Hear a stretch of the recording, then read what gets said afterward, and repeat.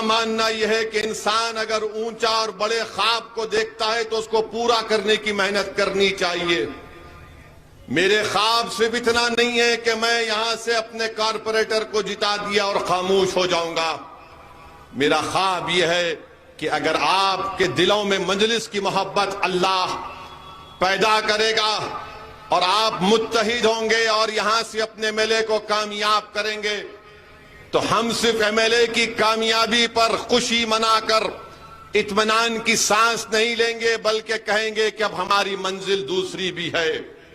تو میرے عزیز دوستوں اور بزرگوں، یہ میری زندگی کا مقصد ایک ہی رہا ہے کہ میں کس طرح جو وقت اللہ نے ہم تمام کو اس دنیا میں دیا ہے ہم اس کو کیسے اچھی طریقے سے استعمال کریں، غریبوں کو مضبوط بنانے کے لیے، کمزوروں کو طاقتور بنانے کے لیے، جو مظلوم ہے اس کو ظالم سے چھٹکارا دلانے کے لیے، تاکہ سیاست میں آپ کی ایک آواز ہو، تاکہ سیاست میں آپ کی ایک لیڈرشپ ہو، تاکہ سیاست میں آپ کو آپ کا جائز مقام ملے۔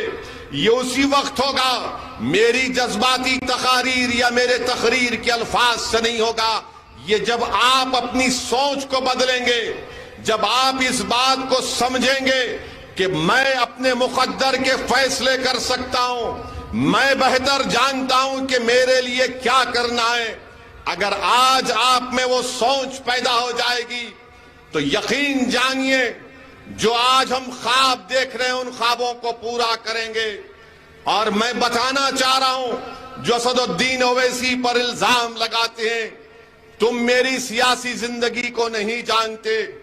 جب میں برطانیہ سے قانون کی اور بارٹ لا کی ڈگری لے کر واپس آیا تو میں اپنی پارٹی کا ایک ہی ایم ایل اے تھا، میں ایک ہی ایم ایل اے تھا اپنے پارٹی کا۔ اس وقت بھی لوگ مجلس کی مخالفت میں تانے مارتے تھے کہ یہ لندن سے پڑھ لکھ کر آیا ہے، یہ تقریر برابر نہیں کر سکتا، یہ ایک ایم ایل اے کیا کرے گا۔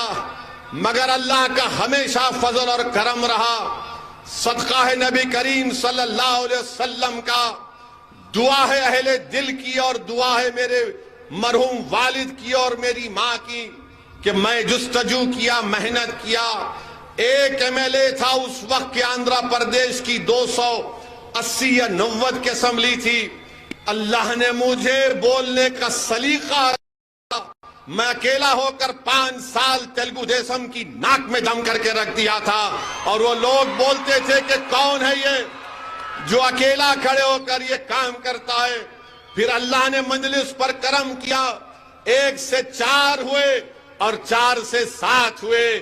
ایک ایم پی تھا، اللہ نے 2 کر دیے۔ اب ہبلی میں کارپوریٹر ہے، مجھے یقین ہے کہ آپ یہاں سے ایم ایل اے بنائیں گے، آپ بنائیں گے اپنا ایم ایل اے انشاءاللہ تعالی۔ آپ درگپا بجواڑ کو اپنا ایم ایل اے بنائیں گے؟ زور سے بولو، آپ اپنا ایم ایل اے بنائیں گے؟ آپ پتنگ کے نشان پر بٹن دبائیں گے؟ میری ماں اور بہنیں آپ بھی ہاتھ اٹھا کر بولو کہ آپ مجلس کا ساتھ دیں گے۔ میرے عزیز دوستوں اور بزرگوں، یہ ہمارا سیاسی سفر رہا ہے۔ میں اگر آج ہبلی ایسٹ کو آپ کے درمیان میں آیا ہوں تو میں کوئی چمن میں چل کر نہیں آیا ہوں، میں کوئی پارک میں چل کر نہیں آیا ہوں۔ مجھے بھی تکالیف اور مصائب اور مشکلات کے راستوں سے گزرنا پڑا میرے مجلس کے رفقاؤں کے ساتھ۔ ہم نے بھی باطل طاقتوں کا مقابلہ کیا حیدرآباد کی سرزمین پر، ہم نے بھی ان طاقتوں سے مقابلہ کیا جو ہمارے اتحاد کو پارا پارا کرنا چاہتے تھے، ہم نے بھی الزامات کے طوفانوں کا مقابلہ کیا، ہم نے بھی اپنی آنکھوں سے تاریخ، اور جب سالار نے قسم کھائی تو جو الزام لگانے والے تھے اللہ نے ان کو گمنام کر دیا۔ آج جو مجھ پر الزام لگانے والے سنو، میں جیل کو 1 مرتبہ نہیں گیا، کئی مرتبہ جیل کو گیا ہوں۔ میں حکومتوں کا داماد بن کے رہا ہوں جیل میں، یاد رکھو۔ میں کوئی یہاں سے کوئی پلین سے یا چل کر نہیں آیا ہوں. میں 50 دن جیل میں رہا. 1998 کا پورا فٹ بال کا ورلڈ کپ جیل میں دیکھا میں.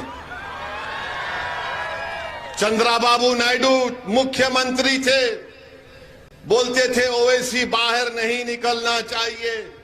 میں نے کہا تم کہیں پر بھی رکھو, ہم الحمدللہ رب العالمین بولنے والے ہیں. تم نے جیل میں رکھا, ہم نے کہا اللہ تیرا فیصلہ قبول ہے. جیل میں 50 دن ہم کو رکھے, اور الحمدللہ جب بیل ہوئی تو بیل کا کنڈیشن یہ لگایا گیا کہ اویسی بھاشن نہیں دے گا. میں نے کہا کوئی بات نہیں, کب تک میری زبان کو روکیں گے.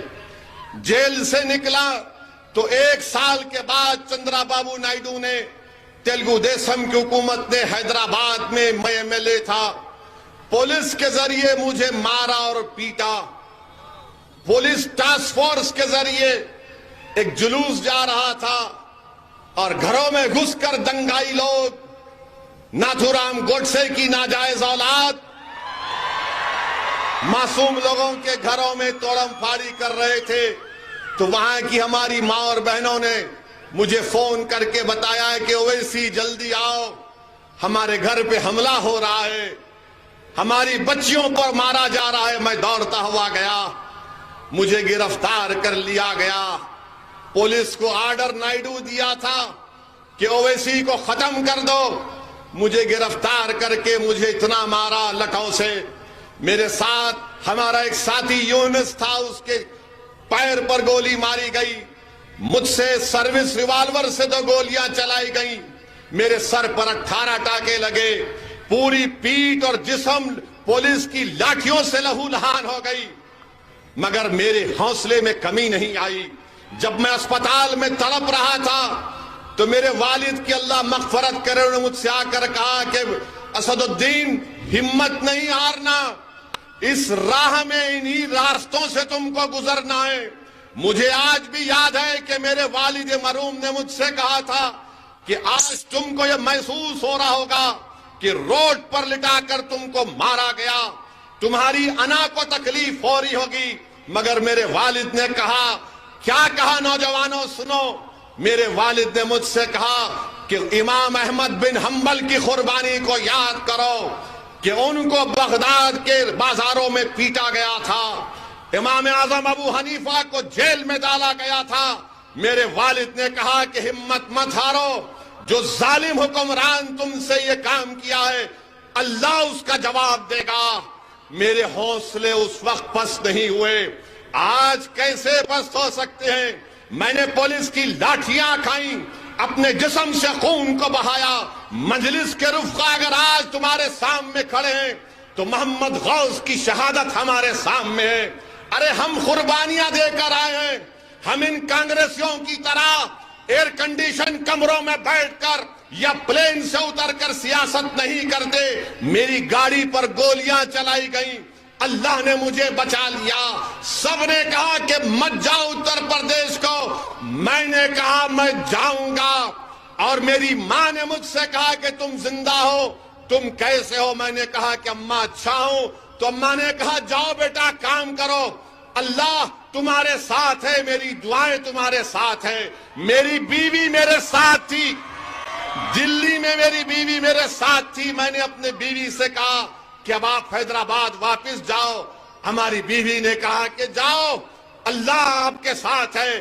ارے یہ ہم اس میدان میں آئے ہیں تو یہ تربیت لے کر آئے ہیں.